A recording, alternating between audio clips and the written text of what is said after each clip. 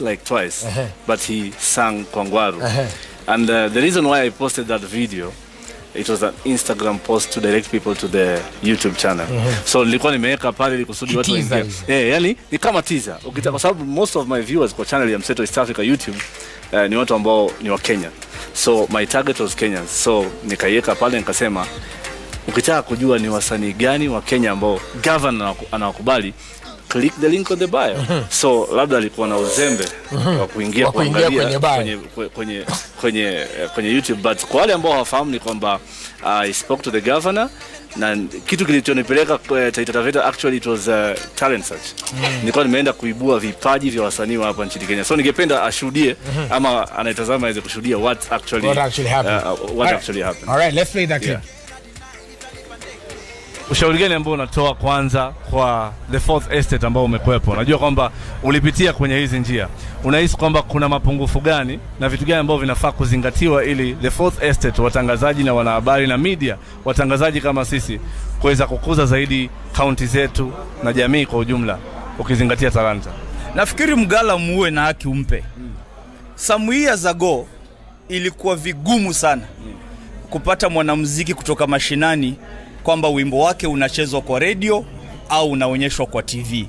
Kwa sasa inaonyeshwa, ijapokuwa wale wa mashinani watalalamika sana kwamba hawapati hiyo opportunity. So my message kwa wenzangu wa fourth estate, because I'm still there, ni kwamba let us get out of the studios. Kama vile leo umekuja mashinani, twende mashinani, tuchukue hizo talanto, tuzipeleke kwa studio ili tuonyeshe ulimwengu ule wote. Tusizingatie tu na wale wanamuziki ambao labda wamebahatika wakawa na uwezo ambao kwa matauni ndio wanajulikana zaidi, lakini kule mashinani mtoke studio. Kama vile leo umedhirisha, umetoka studio umekuja hapa mashinani na wewe mwenyewe umejionea. That will be my message. Yeah. Na je, kwa wasanii vijana out there ambao wanakuangalia Kenya nzima, sio tu kwa Taita Taveta County, lakini wanakuangalia, wengine wamekata tamaa, wana talanta lakini wanakata tamaa, unaweza kuwapatia ushauri gani? Ushauri wangu ni very simple. Talents zipo, na talents zinaanza na wewe mwenyewe ambaye ni msanii au unataka kuingia katika ulimwengu wa usanii. But one important thing, discipline lazima iwe ya kiwango cha juu. Number 2, tuondoke katika ulimwengu wa miadarati. Because there's always been a belief kwamba for you to be a star lazima uingilie miadarati na mambo ingine. My challenge to the youths all over Kenya, tuachane na miadarati. Let us seize the opportunities which are there, and especially in terms of talent. Jitume, hapana kungoja kutolewa. Jitume kwanza, alafu ukionekana utainuliwa na utapata fursa ya kuonekana katika ulimwengu wote. Sky is the limit for everyone. Right.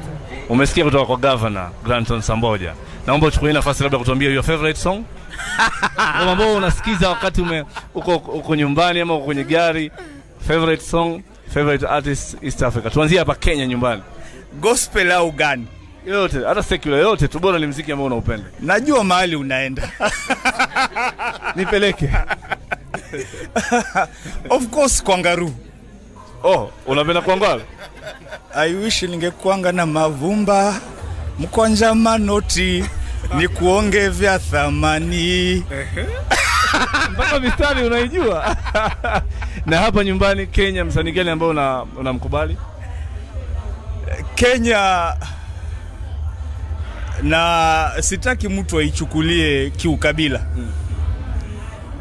Marehemu Habel Kifoto. All the time. Followed by Freshley Mwamburi. All the time. Hao ndio wasanii wako? Hao ndio wasanii wangu. Okay. I'm sure even you know from the history. Napenda sana zilizopendwa. Okay. Lakini kama unataka kunisukuma kwa hao wengine, haya, Susumila basi. Susumila. Unamkubali sana Susumila? Na yule aliimba Maria. Alibi. Anytime. Hao ndio wasanii ambao unawakubali? Hao ndio wasanii na wakubali. Okay. Asante sana bwana Governor, kama ulivyosikia state kutoka Taita Taveta County hapa eneo la Voi. Nimekuwa na mtangazaji mwenzangu, mtangazaji mkongwe ameacha siku hizi, ameingia kwenye uongozi. County Governor Brandon Samboja, asante sana kwa kutuleta hapa na asante kwa kulea vipaji. Your best song ni gani? My best song? Yes. Mimi na represent East Africa. Niko na wasanii wengi sana, lakini kuna msanii ambaye anafanya vizuri sana. Anajulikana kama Dogo Richi. Anajitahidi, anafanya muziki mzuri sana, anatokea Pwani. Na hapa kuna vijana wanaitwa Tsavo, Lions of Tsavo. Yes. Kutoka hapa Taita, ni kundi hilo la wasanii wa hapa Taita Taveta, wana uwezo mkubwa sana. All right, so unaona hapo hivyo, that is the thing that sparked some of the debate. But I guess my first question to you guys, and I'll start with you, Styles, is that is it telling that, you know, whenever wasanii people ask like who is your favorite artist, going by just what we saw over the 31st, the Wasafi, is it telling that people immediately go to Tanzania, for example, like him, and he sang it word for word, and when you're still Kenyan, hata kusema Kenya labda, yeah, it's what we have made popular. So that's what people go to, you know. I mean, we the reality, that's what as and let me call it media houses and influencers, that's and what DJs. We, yes. And DJs. That's what we have made popular. So because we have made popular, I mean, when you ask somebody a question like that, what's your favorite song? Well, they'll jump to what we have made popular. So we are responsible for that. And I'm not surprised that he said that, because we have made it popular rather than making our own popular. Yes. So when you say we, is there a specific you know, entity you're targeting? Is it media made it popular? Is it what the audience is responding to? Yeah. Is it what's getting airplay?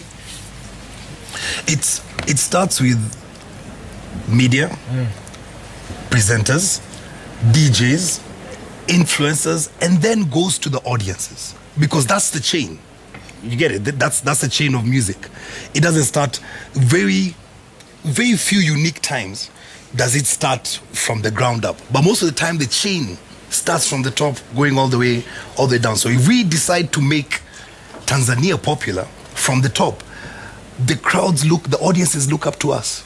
So if we really says these guys are popular, the whole audience here, this room, will believe that. And the moment they believe that, that's it. It's done. Yeah, it's done. Yeah. All right. Now mzazi hata because umeona, you know, music, you say you play East African music pale.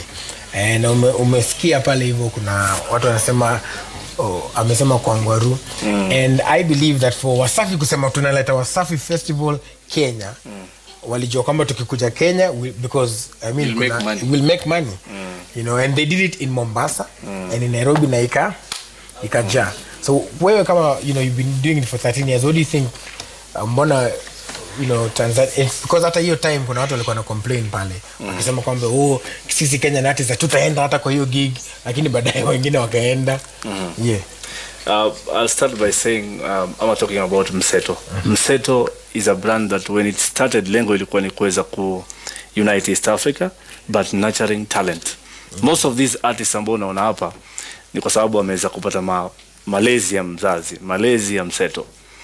Msanii kama Avril, the first interview ambayo alifanya ilikuwa Mseto.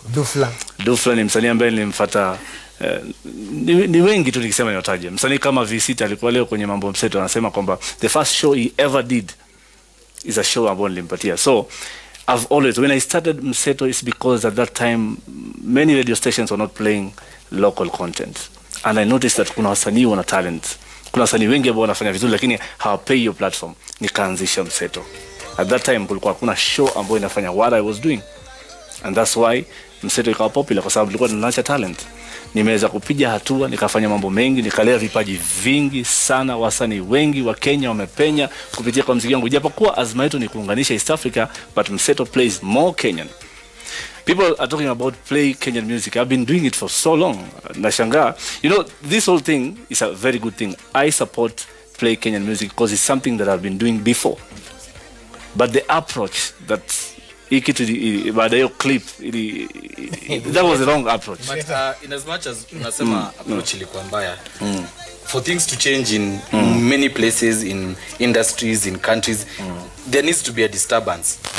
change cannot happen when guys are peaceful. Yeah. And it is good everybody is talking about it, from the artists to the actually presenters and DJs are very mad because the people now know what happens behind the scenes. Yeah.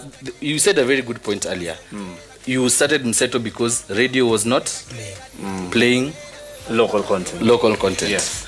And why is that? And we have, when you everybody has been following the discussion. We've been talking about the way DJs, I know we keep saying DJs and radio presenters because that is where people turn to. Yeah. Radio and TV, that is where most people turn to for content.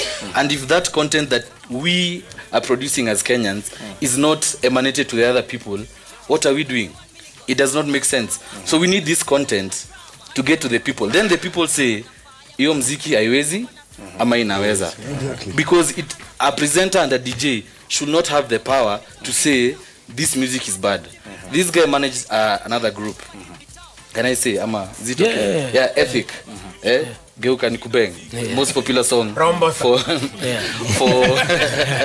for 2018. Hata kama walikosana kidogo. People said that song is bad when it came out. But then we have to understand that is their culture. You see, it's very hard for me to convince a person who's 16 to like Rakim or to like Jay-Z. They cannot relate. Hapo vile umesema Rakim. Unaona? Umewapoteza kidogo. Unaona? Exactly. When you use such an example. Yeah. So for them, the way they've been brought up, whether it's Upton or Chini, Islando, that's their culture. You cannot hate on someone's culture. I cannot come and tell you, Willis, wewe ni Mkisi ama wewe ni Mluya, I don't like the way you guys eat bananas. That's your culture, you eat bananas. So I appreciate you as Willis, the way you are. Nasema wewe ni best yangu ni sawa. So I don't think it's fair for a few people to decide the fate of a whole industry. I actually think the people should dictate the industry. And that is how everybody will benefit. Guys will make money and the industry grows, if you ask me.